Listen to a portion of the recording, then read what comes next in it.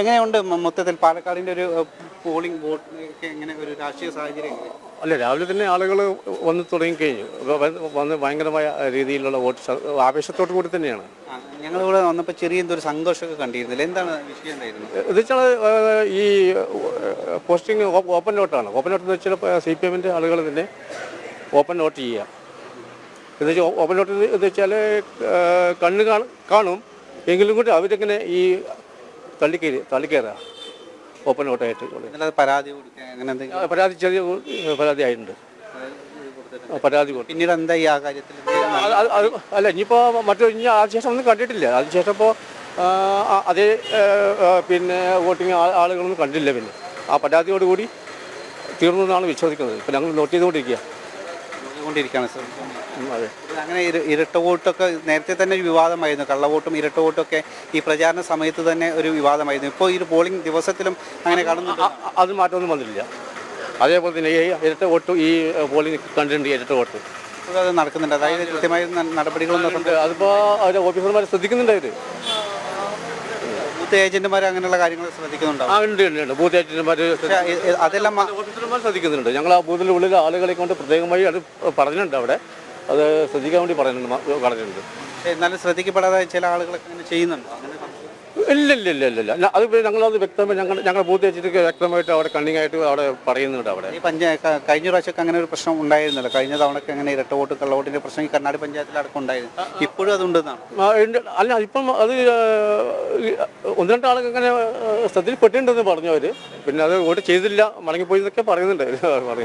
നിലവിലൊരു രാഷ്ട്രീയ കാലാവസ്ഥക്ക് എങ്ങനെ ഇവിടെ ആര് ജയിക്കാനാണ് സാധ്യത? വികസനം തന്നെയായിരുന്നല്ലോ പ്രധാനപ്പെട്ട ഒരു അജണ്ട. അല്ല, അത് കൃഷ്ണകുമാർ എന്തായാലും വിജയിക്കുന്ന കാര്യം ഒരു സംശയമൊന്നുമില്ല. 23-ാം തീയതി എന്തായാലും ഈ നിയോജക മണ്ഡലം, പാലക്കാട് നിയോജക മണ്ഡലം പിന്നെ കാവ്യ സൂര്യൻ ഉദിക്കുമെന്ന് കാര്യത്തിൽ യാതൊരു തർക്കമൊന്നുമില്ല. പറയാൻ കാരണം അത് ശക്തമായ വടക്കാണ്. കാരണം കഴിഞ്ഞ ഇതിനെക്കാട്ടും ശക്തമായ വടക്ക് മാത്രമല്ല, പിന്നെ കൃഷ്ണകുമാർ ജനകനാണ്, പാലക്കാട്ടുകാരനാണ്. അദ്ദേഹം ഒരുപാട് മുനിസിപ്പാലിറ്റിയിൽ ചെയർമാൻ എന്ന നിലയിൽ ഒരുപാട് ജനോപകാരപ്രദമായ രീതിയിലുള്ള പ്രവർത്തനങ്ങൾ അദ്ദേഹം കാഴ്ചവെച്ചിട്ടുണ്ട്. നീറുന്ന പ്രശ്നങ്ങൾ, ഓരോ വ്യക്തിയുടെ നീറുന്ന പ്രശ്നങ്ങൾ, ചെറുതും വലുതുമായിട്ടുള്ള പ്രശ്നങ്ങൾ തരണം ചെയ്തുകൊണ്ട് അദ്ദേഹം ഈ മണ്ഡലം നിറഞ്ഞു നിൽക്കുന്ന ഒരാളാണ്. ഒരു വികസനം തന്നെയായിരുന്നു തോന്നുന്നു പ്രധാനമായി NDA സ്ഥാനാർത്ഥിയുടെ ജനങ്ങൾക്ക് മുൻപിൽ മുന്നോട്ട് വെച്ച. അത് കൃത്യമായി ജനങ്ങൾക്ക് പാലക്കാട് നഗരസഭ വൈസ് ചെയർമാനൊക്കെ ആയിരുന്ന സമയത്ത് പോലെ കാഴ്ച ചെയ്തിട്ടുണ്ട്. അങ്ങനെ കൃത്യമായി ജനങ്ങൾക്ക് മുമ്പിൽ അവതരിപ്പിച്ച ഒരു വ്യക്തി കൂടിയാണ്. അതെ. മൊത്തമല്ല, ഈ മോദി സർക്കാർ ഒരുപാട് വികസന പ്രവർത്തനം ചെയ്തിട്ടുണ്ട്. കോടിക്കണക്കിന് രൂപയാണ് ഈ അമൃത് പദ്ധതിയുമായി ബന്ധപ്പെട്ടുകൊണ്ട് മുനിസിപ്പാലിറ്റി കൊടുത്തത്. അതോടൊപ്പം തന്നെ അദ്ദേഹത്തിൻ്റെ ഈ മുനിസിപ്പാലിറ്റിയുടെ വികസനങ്ങൾ ഒരുപാട് വികസന പ്രവർത്തനം ചെയ്തിട്ടുണ്ട്. റോഡ്, വെള്ളം, വെളിച്ചം, സാധാരണക്കാരന് വേണ്ട എന്താണോ അതൊക്കെ അദ്ദേഹത്തിന് കൊടുത്തുകൊണ്ട് അദ്ദേഹം നിറഞ്ഞു നിന്നിട്ടുണ്ട് ഈ മുനിസിപ്പാലിറ്റിയിൽ. പക്ഷേ ഞങ്ങൾ ഈ പഞ്ചായത്തിലൊക്കെ വന്ന സമയത്ത്, ഈ കണ്ണാടി പഞ്ചായത്തിലൊക്കെ വന്ന സമയത്ത് ഒരുപാട് തകർന്ന റോഡുകൾ കാണാൻ കഴിഞ്ഞു. അതോടൊപ്പം തന്നെ ഈ കുടിവെള്ള പ്രശ്നം രൂക്ഷമായി അനുഭവിക്കുന്ന കുറേ മേഖലകൾ, അങ്ങനെ ഒരുപാട് പ്രശ്നങ്ങൾ ഉണ്ട്.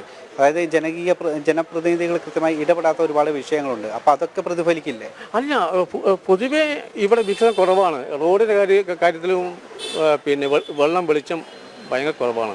ഷാഫി പറമ്പിൽ ആദ്യത്തെ നല്ല രീതിയിൽ വർക്ക് ചെയ്യും. രണ്ടാമത് വന്നപ്പോൾ മൂപ്പര് ഈ മണ്ഡലം വെറുത്തു എന്നാണ്. വെറുതെ തിരിഞ്ഞു നോക്കിയില്ല അദ്ദേഹം. ഷാഫി പറമ്പിൽ അടിച്ചേൽപ്പിച്ച ഒരു തെരഞ്ഞെടുപ്പ് കൂടിയാണ്. കാരണം ഈ 5 വർഷത്തിനുള്ളിൽ രണ്ടാമത്തെ പ്രാവശ്യം കൂടി അത് ബോധ്യമാണത്. കാരണം എന്താ പറയുക, ഈ തെരഞ്ഞെടുപ്പ് വരാനുള്ള കാരണം എന്താണെന്ന് ജനക്ക് നല്ല ബോധ്യമുണ്ട്. കാരണം ഇവിടെ MLA ആയിരിക്കെ അദ്ദേഹം MP സ്ഥാനത്തേക്ക് വേറൊരു മണ്ഡലം തേടി പോവുകയും ഇവിടെ ഇങ്ങനെ ഒരു തിരഞ്ഞെടുപ്പുമായിട്ട് പിന്നെ ഇങ്ങനെ ആയത് ഷാഫി പറമ്പിലായിട്ടാണെന്ന് കാര്യം എല്ലാ ജനങ്ങൾക്ക് ബോധ്യമുണ്ട്.